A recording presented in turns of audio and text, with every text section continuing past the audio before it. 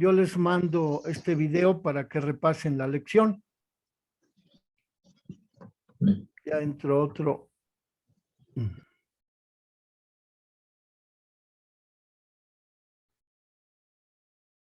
Bravo, Gaspar. Bienvenido, Gaspar.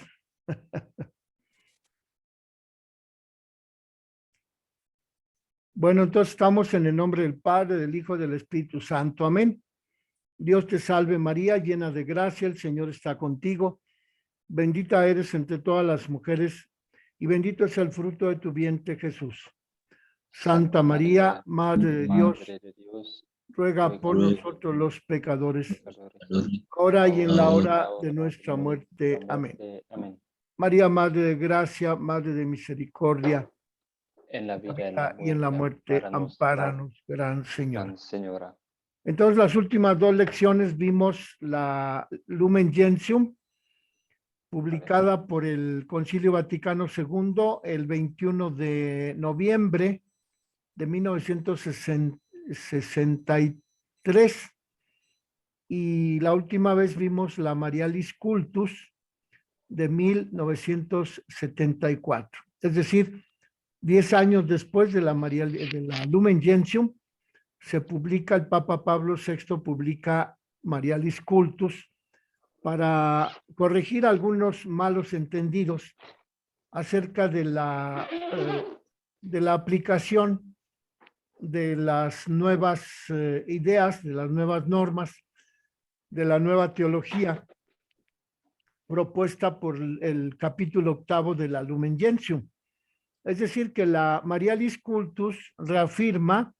lo que los obispos dijeron en el Concilio Vaticano II en la Lumen Gentium. Y la Marialis Cultus hace referencia a la manera en la que se le debe rendir culto a la Virgen Santísima. Por eso el Papa Pablo VI vio necesario proclamar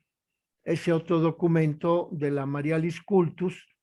10 años después de que se había proclamado el documento fundamental del capítulo 8 de la Lumen Gentium respecto a la devoción, a la veneración que la Iglesia le rinde a la Virgen Santísima. El día de hoy vamos a estudiar también este otro texto del Magisterio, concretamente el Papa Juan Pablo II, que se llama Redemptoris Mater, cuyo título en español es sobre la bienaventurada Virgen María en la vida de la Iglesia peregrina. Entonces,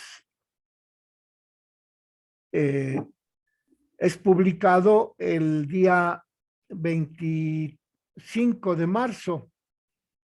del año 1987, en la solemnidad de la Anunciación del Señor. Y lo publica Juan Pablo II en el 9º año del pontificado de Juan Pablo II. Y ahí, según el texto que les mandé esta mañana, hace unas 2 horas a su correo electrónico, encontramos el esquema de lo que contiene este documento. El esquema consiste en que tiene una introducción, luego que va del número 1 al número 6, y luego la primera parte que va del número 7 al 24, la segunda parte que va del número 25 al 28, la tercera parte que va del número 38 al 41, y la conclusión, los últimos 2 números, el 51 y el 52. De modo pues que este es el esquema en donde el Papa Juan Pablo II nos propone esos temas para meditar acerca de la vida de la bienaventurada Virgen María en la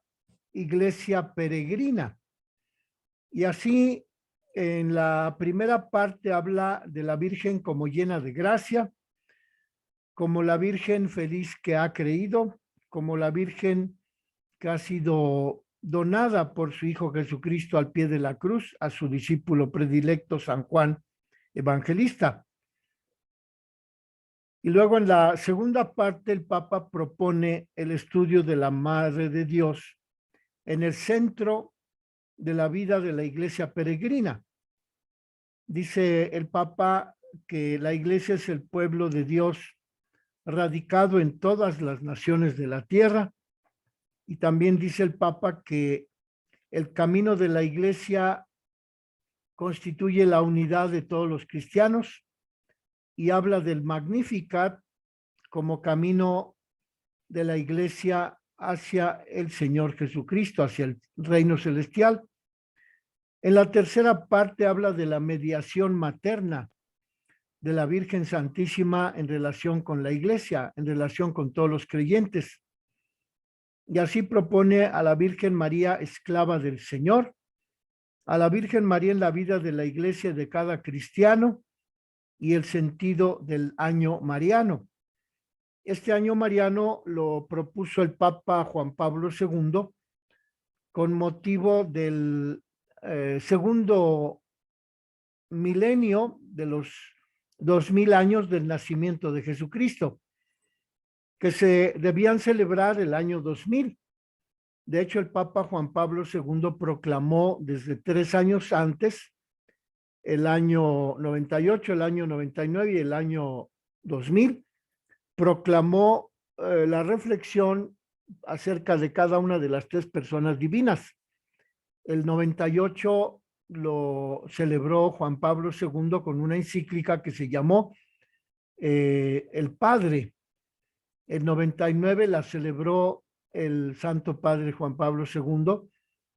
con la encíclica que se llamó El Hijo, y el 2000 lo proclamó con la encíclica que se llamó El Espíritu Santo. Y en previsión de ese segundo milenio de la vida de Jesucristo, puesto que al año 2000 se iban a cumplir los 2000 años del nacimiento de Cristo, el Papa Juan Pablo II quiso celebrarlo con ese gran jubileo que proclamó para el año 2000, pero que quiso hacerlo preceder, ese jubileo del año 2000, quiso hacerlo preceder por este año del 87, en donde el Papa publicó esta encíclica Marialis Cultus, también como para celebrar los 2000 años del nacimiento de la Virgen María, puesto que se supone que ella nació engendró a su hijo a la edad de 13 o 14 años de edad. Entonces, por eso la fecha de 1987 es 13 años anterior al año 2000, porque el Papa quiso celebrar el 87 los 2000 años del nacimiento de la Virgen. Y para ello publica esta encíclica en 1987, el 25 de marzo, el día de la Anunciación a María, para festejar los 2000 años del nacimiento de la Virgen Santísima. Esa es la importancia de este documento, la fecha en que escogió el Santo Padre San Juan Pablo II para proclamar esta encíclica, que tiene que ver con los títulos, los principales atributos de la Virgen María, y de qué manera el Papa quiere que los cristianos, el Papa Juan Pablo II, rindamos veneración a la Virgen Santísima, y ahí nos da esas normas en las cuales encontramos, pues como les decía yo, leyendo el índice, o sea, los títulos, los encabezados de los capítulos. Tenemos en la primera parte a María en el misterio de Cristo, en la segunda parte María en la historia de la Iglesia peregrina, y la tercera parte María en cuanto mediadora. Esos son los 3 temas que desarrolla el Papa Juan Pablo II en este documento. que se llama Marialis Cultus y en español sobre la bienaventurada Virgen María en la vida de la Iglesia peregrina. De modo pues que vamos a leer algunos números de esta encíclica en donde el Papa se refiere, ya les decía yo, a los principales atributos de María. Habla pues de la maternidad divina como Madre de Dios, de Jesucristo. Habla de la maternidad espiritual como Madre de los creyentes en Cristo. Habla de la virginidad de María como Virgen perpetua. Habla de su intercesión ante Jesucristo a favor de los miembros de la Iglesia y habla de las imágenes con las que veneramos a María Santísima. Concretamente, dedica unos párrafos muy interesantes a la descripción del icono de Vladimir, que es el icono de la Madre con su Hijo Jesucristo, venerado por la Iglesia Ortodoxa desde el primer milenio, desde allá, desde cuando éramos una sola iglesia, la Iglesia Oriental y la Iglesia Occidental. Y también habla de otras imágenes que se veneran en la Iglesia Ortodoxa, como es la glicofilusa, como es la odigitria, como es la platitera, pero sobre todo describe la imagen de la Virgen Santísima, Madre de la Ternura, que es el nombre con el que también se conoce al icono de Vladimir. Entonces, pues vamos a leer algunos párrafos en donde se afirma como de qué manera la Iglesia le rinde veneración a Santa María como Madre de Dios. Así lo dice en el número 4 de la encíclica Redemptoris Mater. Dice pues que María es la Madre de Dios, ya que por la obra del Espíritu Santo concibió y dio a luz al mundo a Jesucristo. El Hijo de Dios se hizo verdaderamente uno de los nuestros, se hizo hombre y mediante este misterio de la encarnación, la fe de la Iglesia resplandece en el misterio de la Virgen y a su vez la maternidad divina de María, desde el concilio de Éfeso del año 431, es para la Iglesia como el sello del dogma de la encarnación. Vean que aquí el Papa se refiere tanto a la maternidad divina de María como Madre de Dios, porque fue elegida por el Padre Omnipotente para llevar en su seno al Hijo Jesucristo, pero también el Papa en este número 4 define a la Virgen Santísima como Madre de la Iglesia, puesto que la Virgen, a ejemplo de la Iglesia, más bien la Iglesia a ejemplo de María, porta al Hijo Jesucristo y lo hace conocer a todos los miembros de la Iglesia. De modo pues que ya desde aquí, desde este número 4, vemos cómo se entrelazan los temas de la Virgen María como Madre de Dios, la Virgen María como Madre de la Iglesia y también la Virgen Santísima como ejemplo para la vida de la Iglesia. Esos son los temas que trata en este número 4. Luego en el número 10 dice Juan Pablo II que la obra del Espíritu Santo hizo que María participara de la naturaleza divina, puesto que en su vientre recibió a aquel al que ella misma dio la vida como madre en el orden de la generación terrena. La liturgia la proclama madre de su progenitor y en saludarla con las palabras que Dante Alighieri pone en boca de San Bernardo: hija de tu hijo. Así le llama a la Virgen Santísima el poeta italiano Dante Alighieri, hija de tu hijo, que son las palabras que el propio Dante Alighieri pone en boca de Virgilio, cuando en esa novela Dante visita el paraíso y se encuentra con la Virgen Santísima. De modo pues que la Virgen Santísima recibe a su Hijo Jesucristo en su vientre, y con ese Hijo Jesucristo en su vientre recibe la Virgen Santísima la plenitud del Espíritu Santo, porque con su amor al Hijo y por su amor a la Iglesia, la Virgen Santísima es la llena de gracia que nos ha dado al Salvador del mundo, gracias a que ella aceptó ser madre de Jesucristo. Esto nos lo propone el Papa Juan Pablo II en el número 10 de su encíclica Redemptoris Mater. Y luego también en el número 22 habla de la mediación que la Virgen Santísima ejerce entre Dios, Jesucristo, su Hijo, y el pueblo cristiano. Dice que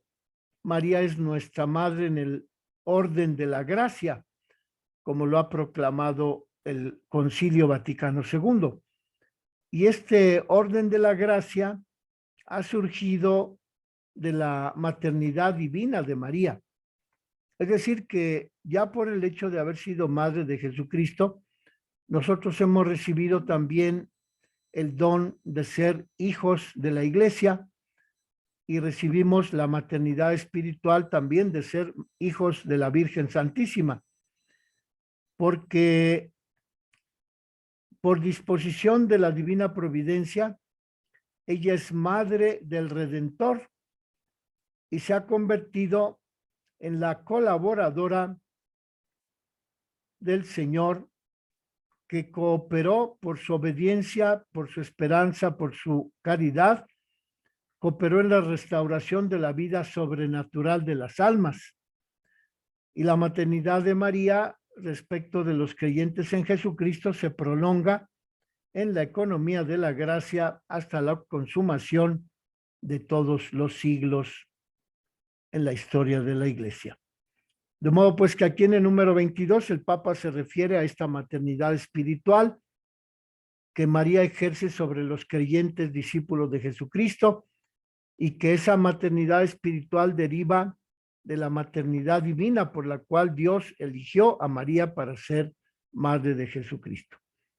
Luego, en el número 24 de este documento, el Papa dice que, según el designio de la providencia, la maternidad divina de la Iglesia debe derramarse sobre la Iglesia. Y así, la maternidad de María respecto de la Iglesia es el reflejo de su maternidad respecto de su Hijo Jesucristo. Como ven, aquí también en este número 24 se refiere el Papa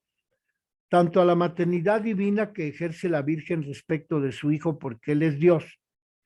y también se refiere a la maternidad espiritual de su ser madre de los creyentes, puesto que hemos sido engendrados por ella a la vida de la gracia, y que esta maternidad de María sobre la Iglesia es reflejo de su maternidad divina acerca de su Hijo Jesucristo. Entonces, así como ella ejerce la maternidad sobre Jesucristo, así también de manera refleja ejerce la maternidad sobre los hijos de la Iglesia en su maternidad espiritual. Esos son los temas más importantes del texto de la carta encíclica de Juan Pablo II. La maternidad espiritual de la Virgen sobre los creyentes en Cristo y la maternidad divina de María sobre su Hijo Jesucristo. Y también encontramos este tema en el número 30 de la encíclica, en donde dice que la Iglesia ha tenido diferentes diálogos con otras comunidades eclesiales. Y en esos diálogos se ha insistido en los aspectos inseparables del misterio de la salvación. ¿A qué se refiere al decir los aspectos inseparables? Pues que el Verbo se encarnó y por ello vemos en la Virgen Santísima que ella es Madre de Dios, pero que a la vez la contemplamos al observarla como Madre de su Hijo Jesucristo, y vemos que ese misterio de haber sido Madre de su Hijo Jesucristo también le permite a ella, o la consagra también como Madre de la Iglesia. Esos son los dos aspectos inseparables de la vida de la Virgen Santísima. El hecho de que ella es Madre de Dios por haber aceptado la invitación del ángel Gabriel en Nazaret, y es Madre de la Iglesia, puesto que a semejanza de la maternidad divina, la Virgen ejerce la maternidad espiritual sobre todos los hijos de la Iglesia y en su cooperación en la obra de la salvación. Y en el número 33 nos habla el Papa del icono de Vladimir, que es el icono ruso, el icono de la Iglesia bizantina, en donde se observa a la Virgen Santísima que lleva en sus brazos a su Hijo Jesucristo. Acerca de este icono, de esta figura de María como Madre de la Ternura, nos dice el Papa Juan Pablo II que en este icono la Virgen Santísima ha acompañado la peregrinación en la fe de los pueblos de la antigua Rusia, de la antigua Iglesia, y por ello hasta durante todo el primer milenio el cristianismo se vio beneficiado por la conversión, por la predicación que se dio en la Iglesia Ortodoxa Bizantina de Oriente, a través de los iconos, a través de las imágenes de la Virgen Santísima, en donde todavía ella es venerada en Ucrania, en Bielorrusia y en Rusia con diversas virtudes. Y en esos iconos se advierte de qué manera la Virgen protege al pueblo cristiano y de qué manera la Virgen resplandece como la imagen de la divina belleza, como morada de la sabiduría eterna, como figura del creyente que reza constantemente, como prototipo de la contemplación de su Hijo, como icono de la gloria, aquella que desde su vida terrena poseyó el Espíritu, la plenitud del Espíritu, para colaborar con su aceptación en la obra de la salvación. Y dice que el Papa dice también en este número 34, que en el icono, perdón, en el número 33, que el icono del cenáculo presenta a la Virgen Santísima en oración con los demás apóstoles. Y podemos decir que esa imagen de la Virgen Santísima en oración con los apóstoles es también el signo de la esperanza para todos aquellos que trabajan por el ecumenismo, por el diálogo fraterno, quienes trabajan por profundizar en la fe de la Iglesia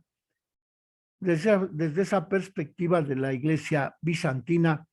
en estas imágenes rusas de la Iglesia bizantina, el icono de Vladimir, la Virgen Platitera, la Virgen Glicofilusa. Y que por ello son importantes estos iconos de la Iglesia bizantina, porque representan la forma en que la Virgen Santísima es Madre de Dios, pero también en esos iconos se representan las virtudes de la Virgen como Madre de la Iglesia, que son los dos títulos a los que el Papa dedica a este documento, al título de María como Madre de Dios y al título de María como Madre de la Iglesia. Y en el número 38 dice el Papa Juan Pablo II que la Iglesia enseña que todo el influjo salvífico de la Virgen María sobre los hombres dimana del divino beneplácito y de la superabundancia de los méritos de Cristo. Ese influjo de salvación que ejerce la Virgen depende totalmente de Cristo y de esa mediación en relación con la Iglesia. La Virgen saca todo su poder y dice que esa mediación de la Virgen Santísima hacia los creyentes no menoscaba, no impide la unión de los creyentes con Cristo, sino que más bien la fomenta, puesto que es un influjo que está sostenido por el Espíritu Santo, que también el Espíritu Santo cubrió a la Virgen Santísima en el día de la Anunciación, y que por ello también en la historia de la Iglesia ella se mantiene como una presencia viva del Espíritu Santo en favor de los hermanos de su Hijo Jesucristo. Esto es lo que dice en el número 38. Y luego en el número 42, dice el Papa Juan Pablo II que el Concilio Vaticano II siguió la tradición de los 2 primeros milenios, pero que luego ha puesto de relieve el papel de la Madre de Cristo en la vida de la Iglesia. Dice el Papa que esa ha sido la función del Concilio Vaticano II, poner de relieve el papel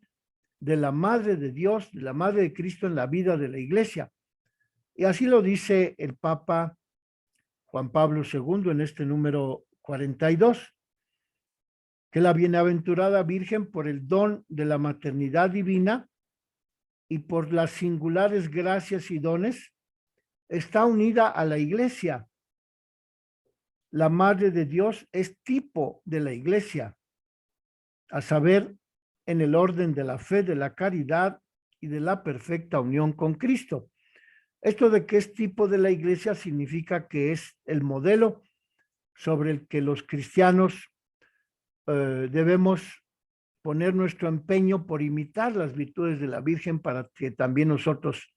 vivamos con plenitud ese Espíritu Santo con el que ella pudo llevar adelante su misión. Dice el Papa que María permanece desde el comienzo con los apóstoles en espera de la Pentecostés, y siendo ella feliz porque ha creído, se nos propone la Virgen como modelo a todas las generaciones, porque ella, la Virgen, está en medio de la iglesia peregrina mediante la fe, mediante la esperanza y mediante la caridad. Es lo que dice el Papa en este número 42 de la encíclica Redemptoris Mater, que ella permanece como modelo de la Iglesia en cuanto a su fe, en cuanto a su caridad, en cuanto a su esperanza y en cuanto a las principales virtudes que la adornan como Madre de Dios, como Madre de la Iglesia. Y luego en el número 47, el Papa Juan Pablo II dice que durante el Concilio Vaticano II, el Santo Padre San Pablo VI proclamó que María es Madre de la Iglesia, es decir, Madre de todo el pueblo de Dios, tanto de los fieles como de los pastores. Y así el Papa Pablo VI proclamó que María es madre de los fieles, madre de la Iglesia, en ese documento de la Lumen Gentium, pero también en el otro documento que publicó el Papa Pablo VI en 1968, que lleva por título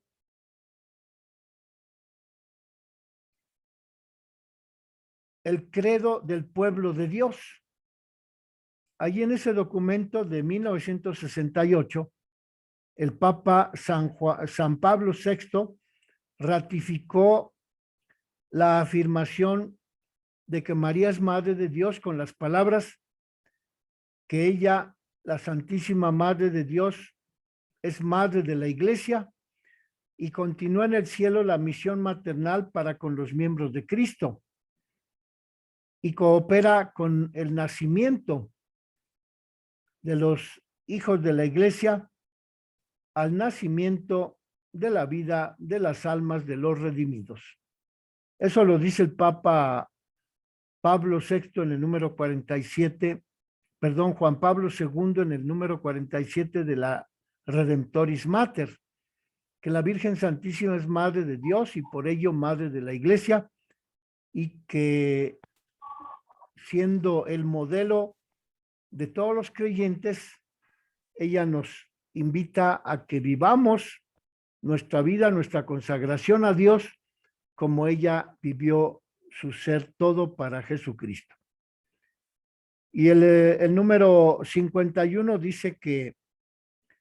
en la oración de completas, la Iglesia eleva a la Virgen la oración de la que tomó el Papa el título de la encíclica Redemptoris Mater, y nos propone aquí una traducción singular de esa oración. Salve Madre soberana del Redentor, puerta del cielo siempre abierta, estrella del mar, socorre al pueblo que sucumbe y lucha por levantarse. Tú que para asombro de la naturaleza has dado el ser humano a tu creador. Esa es la oración que el Papa San Juan Pablo II propone en este número 51 de la encíclica Redemptoris Mater, que es la oración de la que tomó el título esa encíclica, como podemos verlo en las primeras palabras de la oración. Salve Madre del Redentor. Esas son las dos palabras con las que comienza esta encíclica Redemptoris Mater, Madre del Redentor, y que el Papa Juan Pablo II propone como oración propicia para que la Virgen Santísima escuche nuestras plegarias a través de esta antífona mariana, Redemptoris Mater, que es una puerta del cielo siempre abierta, es una estrella del mar, es decir, la estrella que guía a los marinos en sus caminos, en sus correrías en el mar, en las tormentas, en las tempestades. Y en esa oración le pedimos que socorra al pueblo que sucumbe, porque ese pueblo lucha por levantarse. Podemos decir que este tema que propone el Papa Juan Pablo II en el número 51 de la encíclica Redemptoris Mater es el tema del avance de la idea que la Iglesia se ha formado de la Virgen, porque desde la Lumen Gentium se propone que la Virgen Santísima avanzó en el camino de la fe, en una lucha cotidiana por comprender las palabras de su Hijo, y que aquí en este documento de 1987, el Papa San Juan Pablo II nos propone también como tema de meditación el hecho de que la Virgen Santísima recorrió el camino de la fe y que no siempre tuvo claro el proyecto que Dios le había propuesto cuando la visitó el ángel en Nazaret. Y esto es el tema que en repetidas ocasiones nos ofrece el Papa San Juan Pablo II en sus documentos para decirnos que el camino del cristiano es un camino azaroso, es un camino en el que el creyente se levanta, cae y se vuelve a levantar y vuelve a caer y vuelve a levantarse, y que en ese camino de la fe del creyente cristiano, discípulo de Jesucristo, en esas caídas y en esas levantadas, encuentra que todo servidor de Jesucristo encuentra la inspiración, a ejemplo de lo que hizo la Virgen Santísima,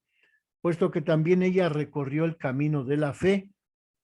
a lo que se refiere el Papa Juan Pablo II, porque en el Evangelio de San Lucas encontramos en 2 ocasiones esa afirmación, que María guardaba en su corazón las palabras de su Hijo. Es decir, que tanto en el momento en que los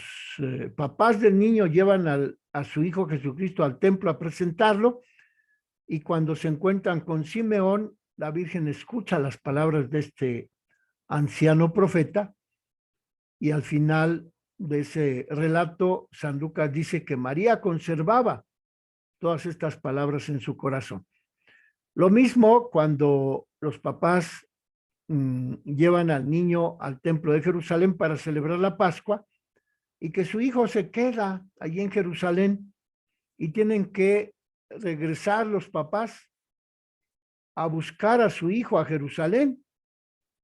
Pues dice el Papa San Juan Pablo II que también en esa ocasión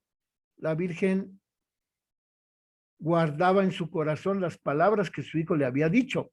que no sabían que yo debía estar en las cosas de mi Padre.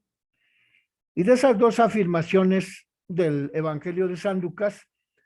el Papa San Juan Pablo II toma pie para referirse a este camino que la Virgen Santísima también ha tenido que recorrer, camino de la fe, camino azaroso, camino en donde el pueblo se levanta y vuelve a caer, y vuelve a levantarse y vuelve a caer. Y que por ello la Virgen Santísima es modelo para la vida del creyente, puesto que en ese camino que recorrió la Virgen para poner toda su fe en Jesucristo, su Hijo, como Salvador, en ese modelo que la Iglesia nos propone, también nosotros encontramos el modelo para nuestras caídas, para nuestra vida de fe incierta, para nuestra vida de fe vacilante, porque también nosotros debemos recorrer ese camino de fe en el que vivimos cotidianamente. Y este es digo yo, el aspecto más importante de la encíclica del Papa San Juan Pablo II, Redemptoris Mater, en donde además de mostrarnos, por un lado, la maternidad divina, por otro, la maternidad espiritual de María sobre los creyentes, nos habla también de la virginidad de la Virgen, nos habla de su mediación materna, y sobre todo nos propone Juan Pablo II el modelo de María como modelo para caminar y superar las dificultades de la vida de todo cristiano, en donde caminamos, avanzamos, nos caemos, tropezamos y nos volvemos a levantar y seguimos caminando en ese proceso de vida cristiana, de aumento de vida de fe, y que por ello la Virgen Santísima también es modelo para nuestra vida de peregrinaje en esta tierra, en donde los hombres, las mujeres se animan a caminar detrás de Cristo, pero no faltan momentos de duda, de incertidumbre, de pecado. Y entonces cuando el creyente cae, se levanta porque la Virgen Santísima le muestra el camino, ya que ella también recorrió el camino de la fe. Pues vamos a dejarle aquí, y la próxima vez veremos también otros aspectos de este documento del Papa Juan Pablo II. Dios te salve María, llena de gracia, el Señor está contigo. Bendita eres Bendita entre tú todas eres las entre todas mujeres, las mujeres, y bendito es el fruto de tu vientre, Jesús.